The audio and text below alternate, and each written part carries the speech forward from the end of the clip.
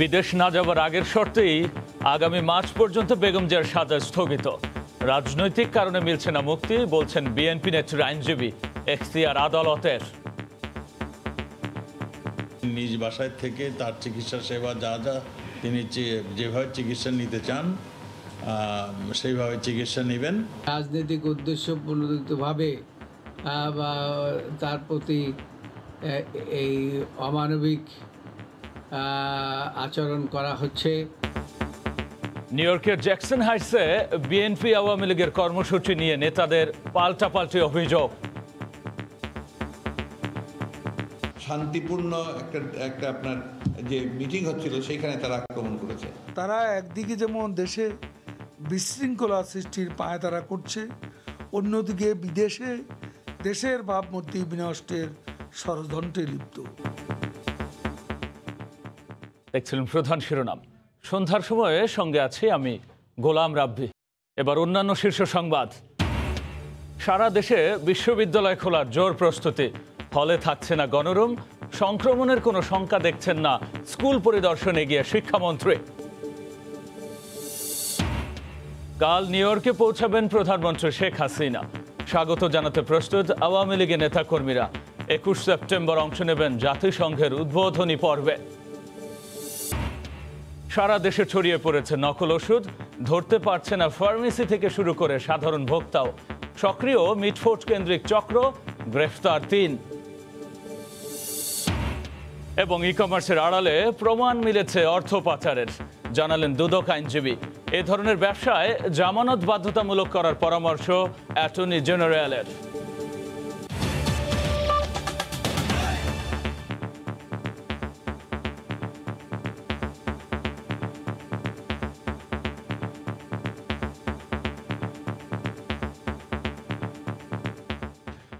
বিদেশে না যাওয়ার আগের শর্ত বহাল রেখেই বেগম খালেদা জিয়ার সাজা স্থগিতের মেয়াদ আরও 6 মাস বাড়ালো সরকার। স্বরাষ্ট্রমন্ত্রী বলছেন, স্থায়ী মুক্তি পেতে হলে তাকে আদালতে যেতেই হবে। আর বিএনপি নেত্রীর আইনজীবীর অভিযোগ, রাজনৈতিক প্রতিহিংসার কারণেই তাকে বিদেশ যাওয়ার অনুমতি দেওয়া হচ্ছে না। এদিকে বড়পুকুরিয়া কয়লা খনি দুর্নীতির মামলায় অভিযোগ গঠনের শুনানির দিন 31 অক্টোবর ধার্য করেন আদালত। স্থায়ী মুক্তি নাকি সাজা স্থগিতের মেয়াদ বাড়ছে বেগম জিয়ার, এ নিয়ে গত 2 সপ্তাহ ধরেই আলোচনা চলছিল। যদিও আইনমন্ত্রী জানিয়েছিলেন, স্থায়ী মুক্তির আবেদন করতে হলে জেলে ফিরতে হবে বিএনপি নেত্রীকে। সেই কারণে সাজা স্থগিতের মেয়াদ 6 মাস বাড়ানোর পক্ষে মত দেয় আইন মন্ত্রণালয়। রোববার স্বরাষ্ট্রমন্ত্রী নিশ্চিত করেন, বাসায় চিকিৎসা নেওয়া এবং বিদেশে না যাওয়ার আগের শর্তেই বেগম জিয়ার সাজা স্থগিতের মেয়াদ আরও 6 মাস বাড়ানোর কথা। তিনি বলেন, স্থায়ী মুক্তি পেতে হলে আদালতের দ্বারস্থ হতে হবে বিএনপি চেয়ারপারসনকে। তার যে সাজা চলছিল, কারাগার সাজা ভোগ করছিলেন, সেটা স্থগিত রেখে প্রথম 6 মাস তাকে চিকিৎসার জন্য, তার নিজ বাসায় থেকে চিকিৎসার জন্য যে সুবিধাটি দেওয়া হয়েছিল, সেই সুবিধাটি আবারও এইবার 4র্থবারের মতন দেওয়া হলো। তিনি নিজ বাসায় থেকে তার চিকিৎসা সেবা যা যা তিনি যেভাবে চিকিৎসা নিতে চান সেইভাবে চিকিৎসা নেবেন, তবে তিনি দেশের বাইরে যেতে পারবেন না। বেগম জিয়ার আইনজীবীরা বলছেন, স্থায়ী মুক্তি দেওয়ার ক্ষমতা ছিল সরকারের, রাজনৈতিক কারণে বিদেশে যাওয়ার অনুমতি দেওয়া হয়নি। সেই রাজনৈতিক উদ্দেশ্য প্রণোদিতভাবে তার প্রতি এই অমানবিক আচরণ করা হচ্ছে, তাকে জেলখানার মধ্যেই রাখা হচ্ছে, তাকে বিদেশে যাওয়ার কোনো অনুমতি দেওয়া হচ্ছে না। গত বছরের 25শে মার্চ বেগম জিয়াকে 6 মাসের জন্য মুক্তি দেয় সরকার। একই বছরের 15 সেপ্টেম্বর দ্বিতীয় দফা এবং এবছরের 15 মার্চ তৃতীয় দফায় সাজা স্থগিতের মেয়াদ 6 মাস করে বাড়ানো হয়। আগামী 24শে সেপ্টেম্বর শেষ হচ্ছে তৃতীয় দফায় সাজা স্থগিতের মেয়াদ। এর আগেই সাবেক এই প্রধানমন্ত্রীর পরিবারের আবেদনে আগামী বছরের মার্চ পর্যন্ত বাড়ল মুক্তির মেয়াদ। বিএনপি চেয়ারপারসন বেগম খালেদা জিয়ার বিরুদ্ধে আরও 34টি মামলা ঝুলছে। এর মধ্যে বড়পুকুরিয়া কয়লা খনি দুর্নীতির মামলার অভিযোগ গঠনের শুনানি আবারও পিছিয়ে 31শে অক্টোবর ধার্য করা হয়েছে। আফজাল হোসেন, সময় সংবাদ, ঢাকা। কাল যুক্তরাষ্ট্রের নিউ ইয়র্কে পৌঁছাবেন প্রধানমন্ত্রী শেখ হাসিনা। জাতিসংঘ সাধারণ পরিষদের ৭৬তম অধিবেশনে যোগ দিতে পথে ফিনল্যান্ডের যাত্রা বিরতিতে আছেন তিনি। সেখানে দুদিনের ব্যক্তিগত সফর শেষে রোববার স্থানীয় সময় বিকেল 4টায় হেলসিঙ্কি ভান্টা বিমানবন্দর থেকে নিউ ইয়র্কের উদ্দেশ্যে রওনা হবেন প্রধানমন্ত্রী। এদিকে শেখ হাসিনাকে স্বাগত জানাতে প্রস্তুত আওয়ামী লীগের নেতাকর্মীরা। নিউ ইয়র্ক থেকে হাসানুজ্জামান সাকির রিপোর্ট। নিউ ইয়র্কের পথে প্রধানমন্ত্রী শেখ হাসিনা। যুক্তরাষ্ট্রের স্থানীয় সময়ে রোববার সন্ধ্যা 6টায় বাংলাদেশ বিমানের একটি চার্টার্ড ফ্লাইটে জন এফ কেনেডি আন্তর্জাতিক বিমানবন্দরে পৌঁছাবেন তিনি।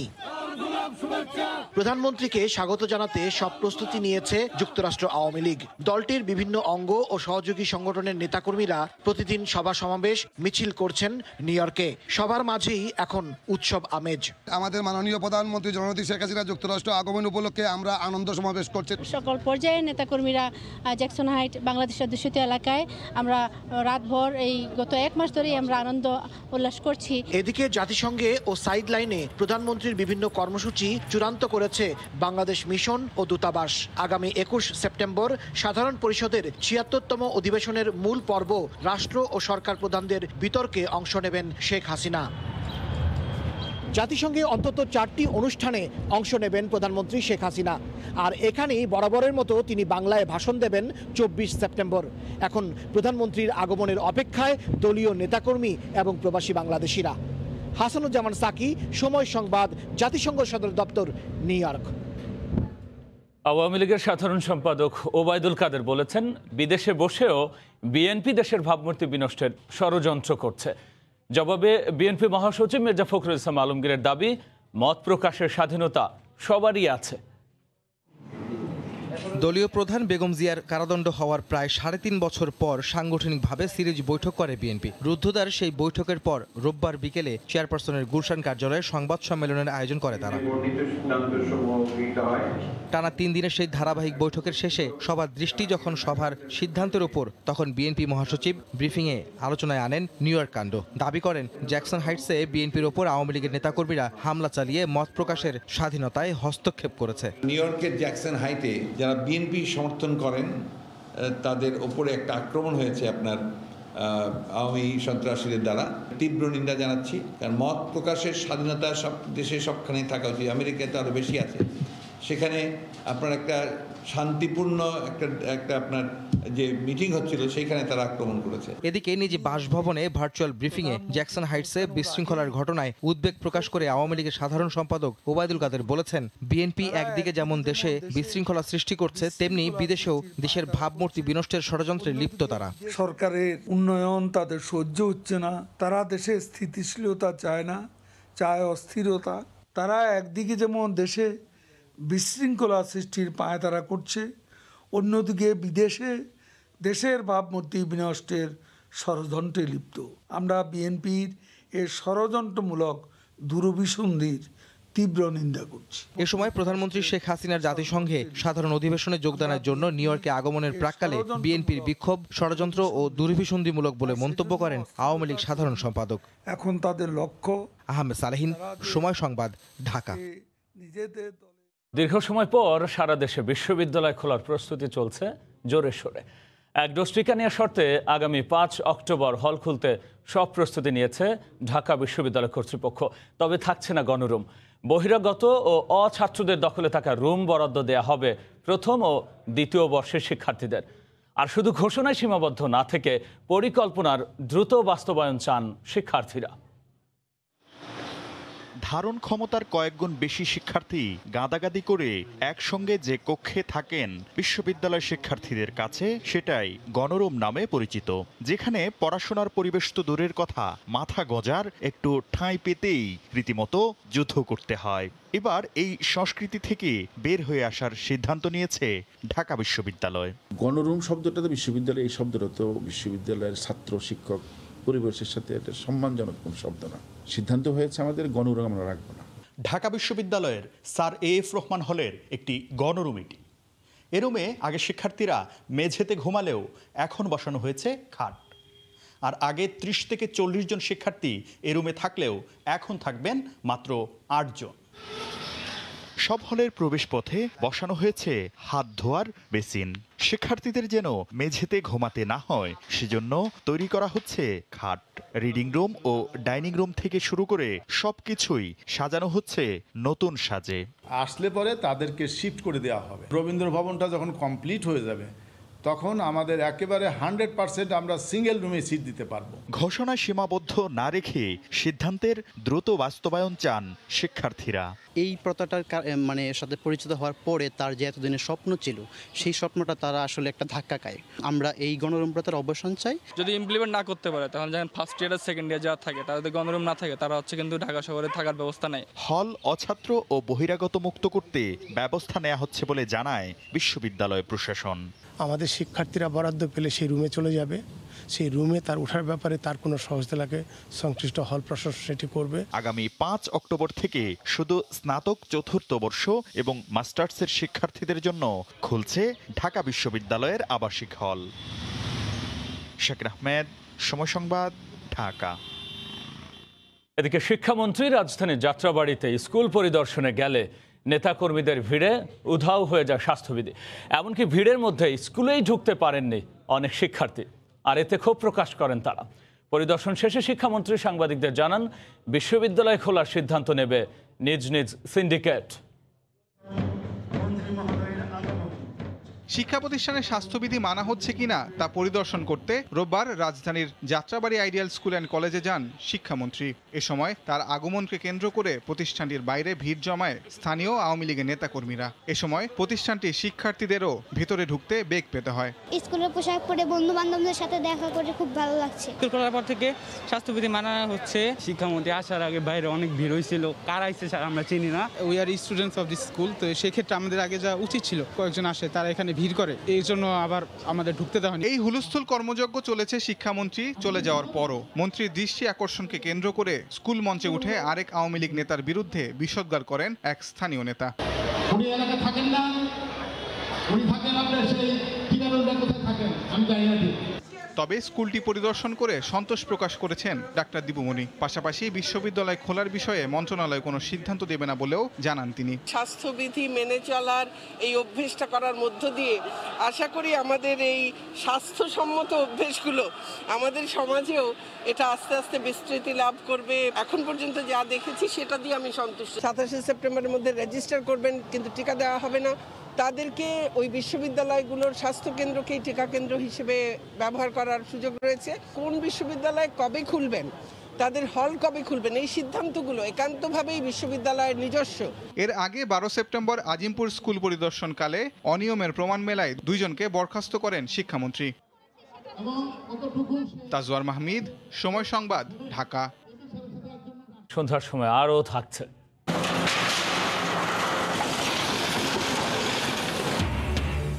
নারায়ণগঞ্জে শীতলক্ষার্থীরে উচ্ছেদ অভিযান। গুড়িয়ে দেয়া হলো পাঁচকল ও লবণ কারখানা সহ গুদাম সহ 25টি অবৈধ স্থাপনা। দেশি বিদেশি বিভিন্ন ব্র্যান্ডের নকল ওষুধ প্রস্তুত করে কুরিয়ারের মাধ্যমে ছড়িয়ে দেয়া হয় সারা দেশে। সাধারণ ভোক্তারও বোঝার উপায় নেই তিনি আসল নাকি নকল ওষুধ কিনছেন।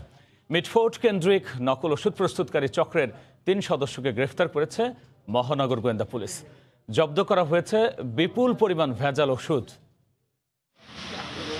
বহুল প্রচলিত গ্যাসের ওষুধ বা জন্ম নিয়ন্ত্রণ পিল বা বিদেশি রং ফর্সাকারী ক্রিম, বোঝার উপায় নেই, দেখতে হুবহু আসলের মতো, আদতে সবই নকল। শনিবার ডিবির লালবাগ বিভাগ অভিযান চালিয়ে 16 ধরনের বিপুল পরিমাণ ওষুধ জব্দ করেছে। গ্রেফতার করা হয়েছে মিটফোর্ড কেন্দ্রিক গড়ে ওঠা ভেজাল ওষুধ প্রস্তুত ও বাজারজাতকরণ চক্রের 3 সদস্যকে। ব্যাটনোবেট, এটা আনরেজিস্টার্ড একটা বিদেশি ওষুধ, ইনো আনরেজিস্টার্ড, তাছাড়া আরও আনরেজিস্টার্ড, আইপিএলও আনরেজিস্টার্ড, এছাড়া ব্যান্ড আইটেমের বাসে পিরেকটিন, এরকম অনেকগুলো ওষুধ আমরা উদ্ধার করেছি। সবচেয়ে গুরুত্বপূর্ণ যে মেসেজটা সেটা হলো যে জনগণ যে প্রতারিত হচ্ছে এই সকল ওষুধ খেয়ে।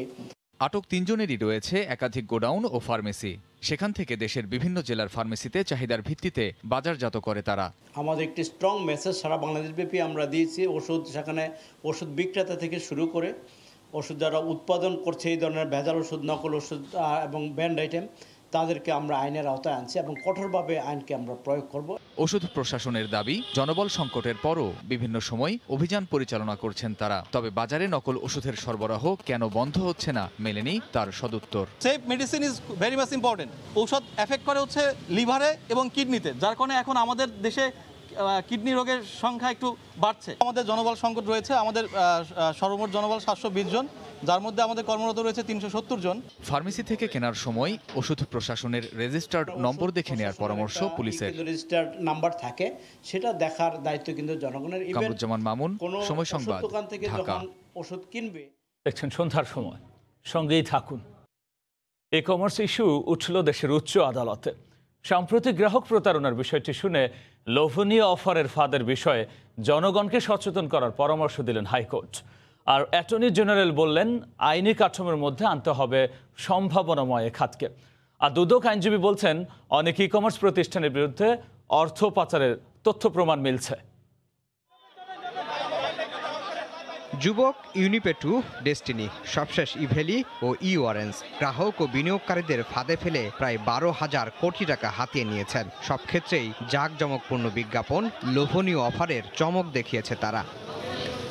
প্রতারণায় জড়িতদের বিরুদ্ধে আইনগত ব্যবস্থা নেওয়া হলেও 1 টাকাও ফেরত পাননি কোনো গ্রাহক। সাম্প্রতিক এমন বিষয় নিয়ে আলোচনা হলো দেশের উচ্চ আদালতে। আদালত জানতে চান কিভাবে চলছে দেশের ই কমার্স খাত। পরামর্শ দেন লোভনীয় অফারের ফাঁদের বিষয়ে জনগণকে সচেতন করতে। যে বা যারা এটার সঙ্গে যুক্ত হবেন লোভের বশবর্তী হয়ে, তাদের এরকম লোভের বশবর্তী হওয়া সঠিক নয়। দুদক আইনজীবী জানান, ইভ্যালি সহ বেশ কয়েকটি প্রতিষ্ঠানের বিরুদ্ধে অর্থ পাচারের তথ্যপত্র মিলছে। অ্যাটর্নি জেনারেল বলছেন, আইনি কাঠামোর মধ্যে আনতে হবে সম্ভাবনাময় এ খাতকে। এই টাকাটা কোথায় গেল, টাকার উৎস কোথায়, ডেস্টিনেশন কোথায়, এটা ফাইন্ডিং আউট করলে অবভিয়াসলি এটা মানি লন্ডারিং এর মধ্যে পড়ার যথেষ্ট সময়। কতিপয় অসাধু ব্যক্তি তাদের অসাধু কার্যকলাপের জন্য এটা পিছন দিকে নিয়ে গেল। যারা এই ধরনের ব্যবসা করবে তাদের থেকে একটা সিকিউরিটি বাংলাদেশ ব্যাংক নিয়ে তাদের লাইসেন্স দিবে।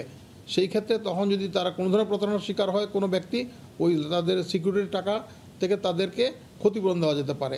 এদিকে ইভ্যালির সিইও রাসেল ও চেয়ারম্যান শামীমা নাসরিনের রিমান্ডের দ্বিতীয় দিন চলছে। তাদের বিরুদ্ধে রাজধানীর ধানমন্ডি থানায় হয়েছে আরেকটি মামলা। আফজাল হোসেন, সময় সংবাদ, ঢাকা। সন্ধ্যার সময় আরও থাকছে। কানাডার 40তম পার্লামেন্ট নির্বাচন কাল, ভাগ্য নির্ধারণ হবে ট্রুডোর। একক সংখ্যাগরিষ্ঠতা পাওয়া নিয়ে অনিশ্চয়তা, হাড্ডাহাড্ডি লড়াইয়ের আভাস।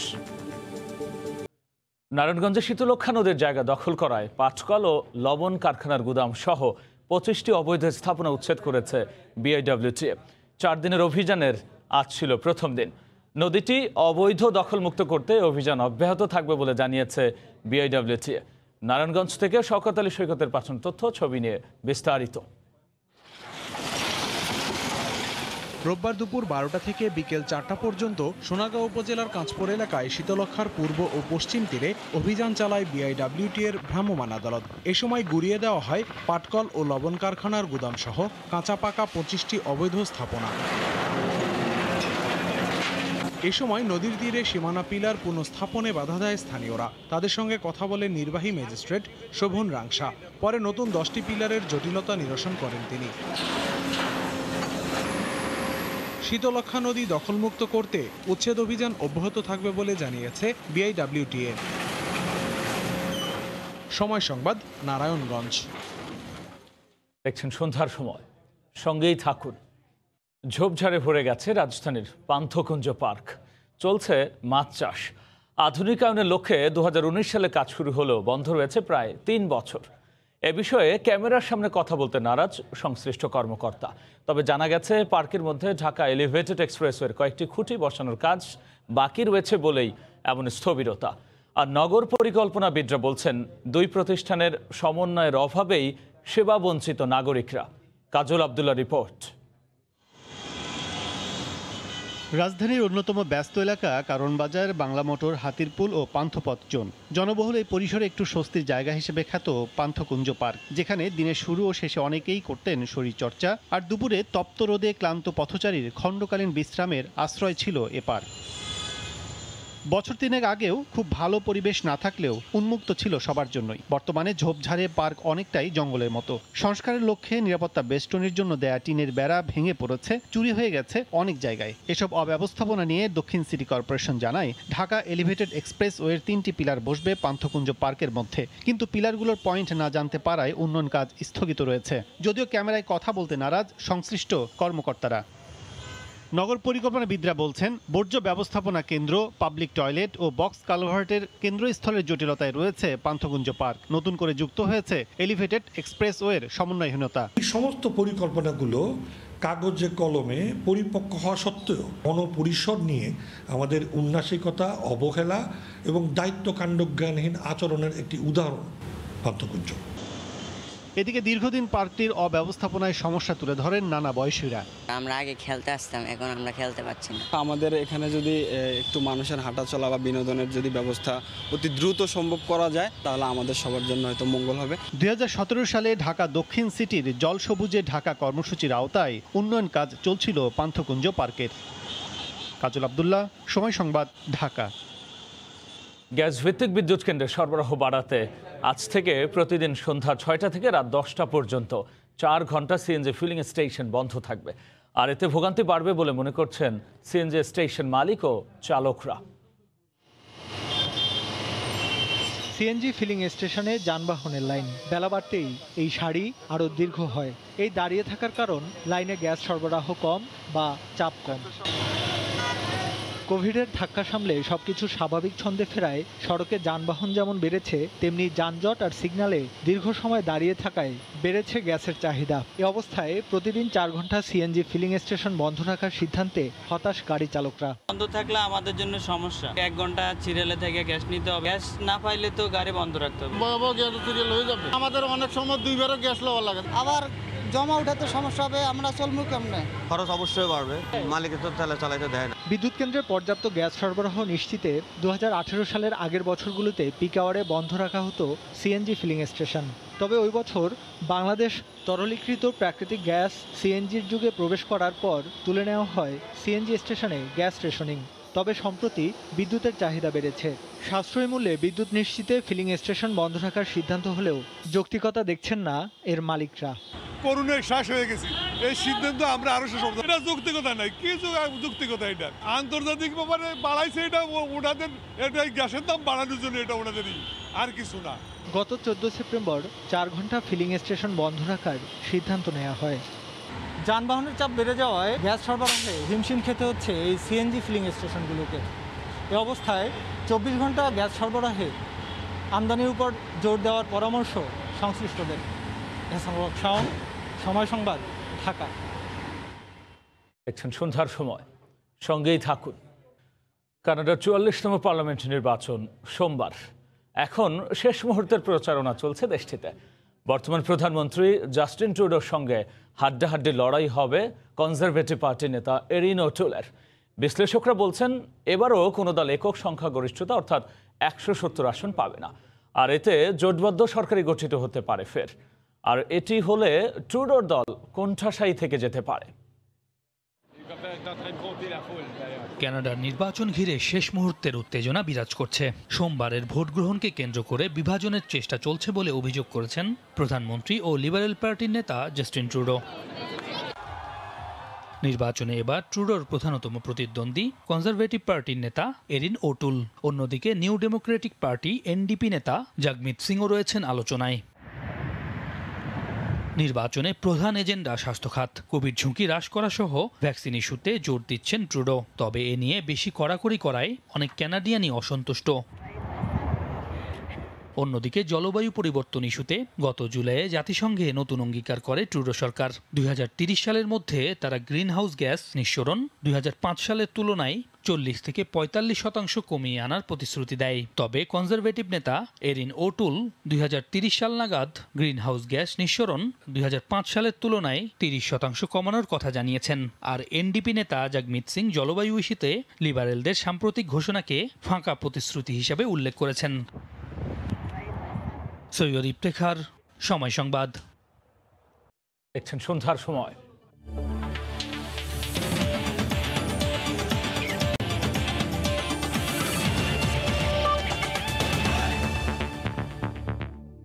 টি-20 বিশ্বকাপের আনুষ্ঠানিক প্রস্তুতি ম্যাচের সূচি জানালো বিসিবি। শ্রীলঙ্কা ও আয়ারল্যান্ডের বিপক্ষে 12 ও 14 অক্টোবর আবুধাবিতে হবে ম্যাচ দুটি, জানিয়েছেন বোর্ডের cricket operation chairman Akram Khan. আর ডিসেম্বর জানুয়ারিতে নিউজিল্যান্ড সফরের সূচিতে কিছুটা পরিবর্তন আনা হয়েছে বলেও জানান তিনি। 3 তারিখ বাংলাদেশ টিম যাবে, 4 তারিখে পৌঁছাবে ওমানে। সেখানে একদিন কোয়ারেন্টাইনের পর আমরা প্র্যাকটিস করে ওখানে 8 তারিখে আমরা একটা ওমান এ টিমের সাথে একটা ম্যাচ খেলবো। তারপর আমরা 9 তারিখ চলে যাবে বাংলাদেশ দল আবুধাবিতে। ওখানে গিয়ে আমরা 12 আর 14 দুইটা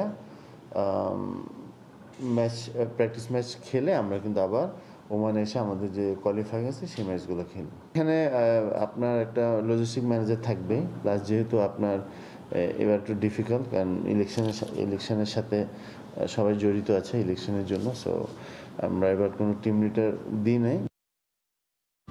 এ পর্যায়ে শীর্ষ সংবাদ জানিয়ে দিচ্ছি আরও একবার। বিদেশ না যাবার আগের শর্তেই আগামী মার্চ পর্যন্ত বেগম জিয়ার সাজা স্থগিত। রাজনৈতিক কারণে মিলছে না মুক্তি, বলছেন বিএনপি নেত্রীর আইনজীবী। এখতিয়ার আদালতের। সারা দেশে বিশ্ববিদ্যালয় খোলার জোর প্রস্তুতি, হলে থাকছে না গণরুম, সংক্রমণের কোনো শঙ্কা দেখছেন না। স্কুল পরিদর্শনে গিয়ে শিক্ষামন্ত্রী। এই ছিল সন্ধ্যার সময়, সঙ্গেই থাকুন সময়।